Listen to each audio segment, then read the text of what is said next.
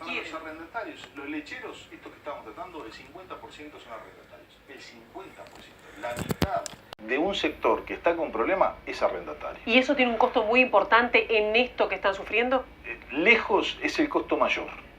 Lejos. Más que la carga impositiva y que las pero tarifas. Lejos. Hay un estudio que se hizo hace poquito que todo el resto de los costos impositivos suman 200 y pico millones de dólares. El costo del arrendamiento de la tierra para los arrendatarios suma 600, es 3 veces eso. Eso es transversal a todos los sectores. Sí, pero hay diferencias. Hay algunos que hay arrendamientos en la tierra más generalizados y en otros no tanto. Claro, que en la lechería se necesita más que en la horticultura, por ejemplo. Y en la horticultura hay una lógica de menos arrendamiento.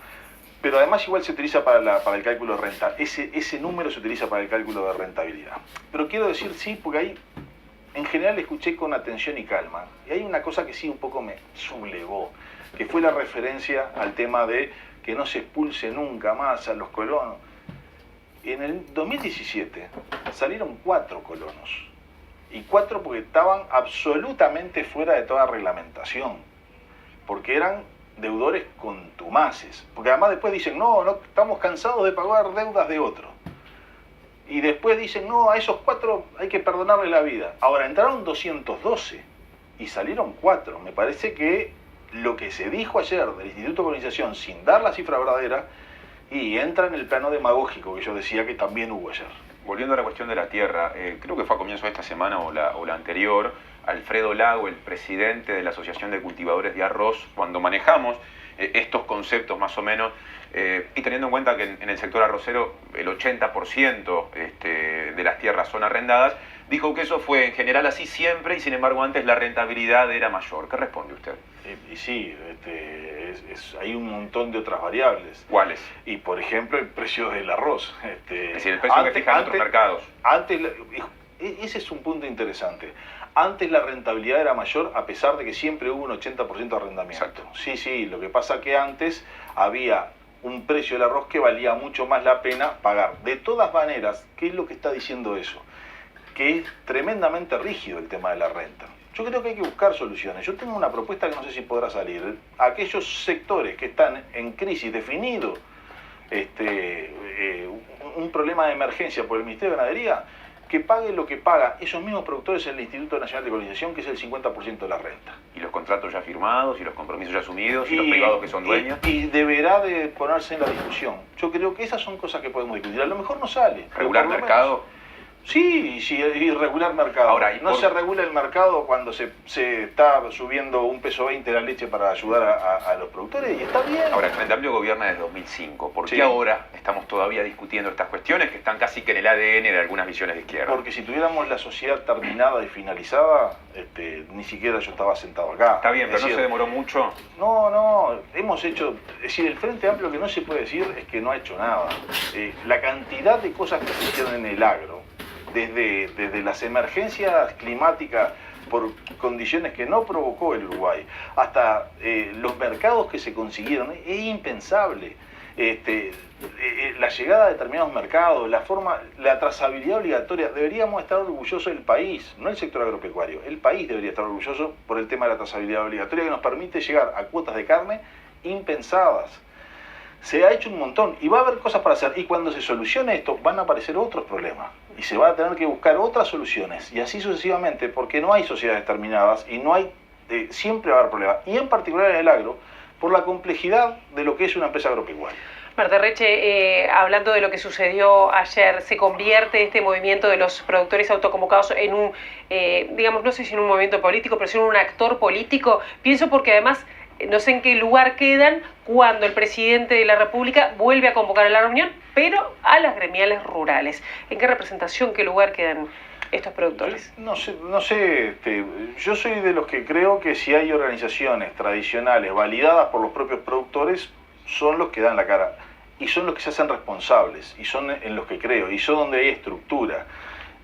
Nadie puede discutir la estructura de la Comisión Nacional de Fomento Rural, que tiene más de 100 años y que ha tenido que el Instituto de Colonización nació por la Comisión Nacional de Fomento Rural. Nadie puede discutir el peso de las cooperativas agrarias federadas, que está dentro del movimiento cooperativo nacional. Y así podemos seguir. me parece que ahí es donde, en las gremiales es donde tenemos que discutir. Si hay una sexta o séptima organización, y son los productores los que van a definirlo. Lo que está claro, hoy el Ejecutivo es un llamado a las gremiales organizadas, a las que pueden decir verdaderamente y responsabilizarse a lo que firman, y no un WhatsApp. ¿Ah? Pero esto es una piedra en el zapato para el Frente Amplio, digo, porque digo siempre que que el Frente Amplio ha sido como el gran movilizador de multitudes, de sacar gente a la calle. Esto fue sacar gente a la calle. Sí, ¿Es reventarle algo en la cara? No, para nada, no, al contrario. Y si esto genera una mesa de negociación para construir soluciones, está bárbaro. Si los autoconvocados, que no sé qué bien es, se deciden tomar un lugar en el entorno de las gremiales, una más, y habrá que verlo. A ver, en las comisiones de ganadería del Senado y de la Cámara de Representantes se atiende a todo el mundo, se atiende hasta individuos que van a hablar por sí y ante sí. Perfectamente, si quieren ir a plantear esto a la comisión de ganadería del Senado o de la Cámara de Representantes, van a poder hacerlo. Después dirán ellos qué es. Ahora, en este momento, para seguir negociando y construyendo, me parece que lo que hace el Ejecutivo es lo correcto. Seguir negociando con quien uno puede entablar, y no un WhatsApp que se dice es, no es, sí, yo dije, no, así no. Tiene que haber una estructura atrás de negociación, porque no es como tampoco poner un montón de gente atrás a discutir cosas que después uno tiene que rubricar y decir nos comprometemos a. Cuando comenzamos a hablar, usted dijo que hubo planteos ayer discutibles, otros atinados y luego algunos que usted entiende que no son compartibles, de los que creo que hemos hablado mucho más que de los otros. ¿Qué sí es atendible? No hablamos mucho más. Es más, la periodista dijo que sobre esto estábamos de acuerdo. Yo no estoy de acuerdo. No estoy de acuerdo con el tema del gasoil. Yo no dije la ciudadanía, ¿no? Digo que la gente quisiera si lo sabe, bajar. Tampoco, sí, pero para cada uno. Y claro. Pero sí, bueno, más vale ser rico y sano que pobre y enfermo. Eso está clavado. Y yo quiero una canilla de leche o de vino Tanate en la esquina de mi casa. Pero hablemos seriamente. No es lo que a mí se me ocurre que sea. Ahora, hay sectores que a lo mejor el tema del gasoil puede ser. Hay otros que la utilización de determinada fuente de energía es limitada. Y sobre eso tenemos que discutir seriamente. Y a lo mejor son otras cosas que le tenemos que dar. Al sector ganadero a lo mejor lo que hay que dar es fosforita, fósforo que permita mejorar la calidad de las pasturas naturales, no gasoil barato. Porque no hacen mucha cosa con gasoil. Porque mayoritariamente es ganadería extensiva que no utiliza maquinaria.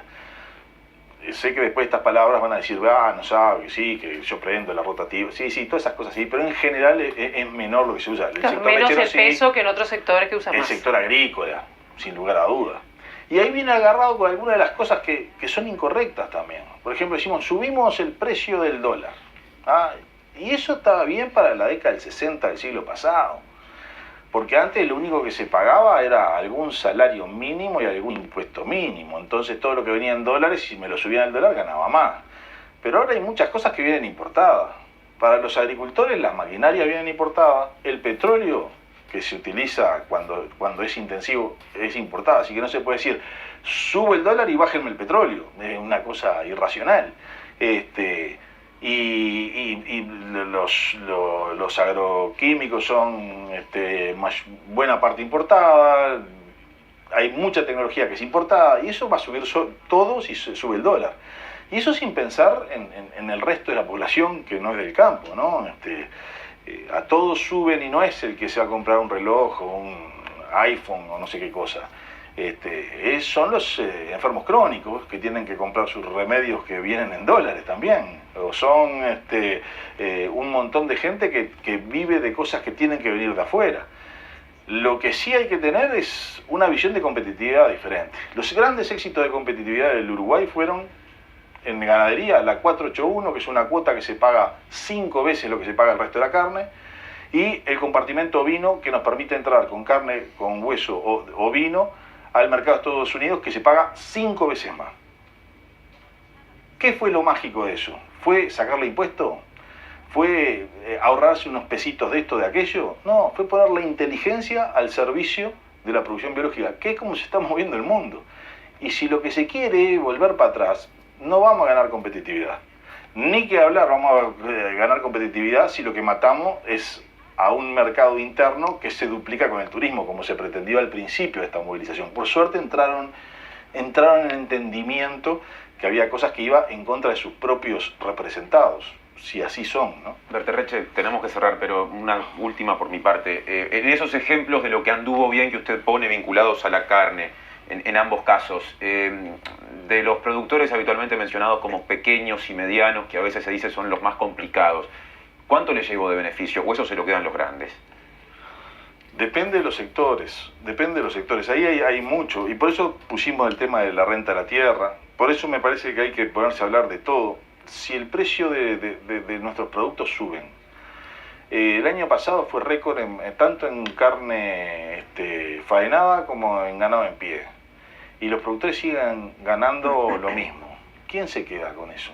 Tal vez está bueno ponerlo sobre la mesa. A lo mejor nos damos cuenta que el que está en la misma ambiente que yo se queda con parte de lo que yo produzco también, y no es solamente el Estado. ¿Quién se queda? Y habrá que estudiarlo. Decirlo acá sería una irresponsabilidad, pero me parece que hay que estudiar cuánto de las devoluciones de exportaciones llega verdaderamente al primer eslabón de la cadena, porque se devuelve plata por exportaciones. ¿Quién se queda con eso? ¿Va al productor inicial, al criador, al productor más pobre, al productor familiar, o se queda en algún otro lado de la cadena? Esas son las cosas que me parece que también estarían buenas a discutir. Yo esas cosas las quiero profundizar. No quiero administrar lo que hay. Yo quiero profundizarlas. Y a lo mejor ver cuáles son las soluciones para eso, entre todos. ¿Lo están pensando hacer desde el Senado o de dónde? Yo en realidad desde julio no entro al Senado, es más, arranqué para las 8 horas, entonces no estoy más trabajando en el legislativo y no tengo responsabilidades en el ejecutivo. Soy sí un militante político que pertenezco a una organización que tira ideas y que está preocupado también por el país productivo. Andrés Berterreche, gracias por haber estado con nosotros. Por favor, muchas gracias a ustedes. Hasta la próxima. Y nosotros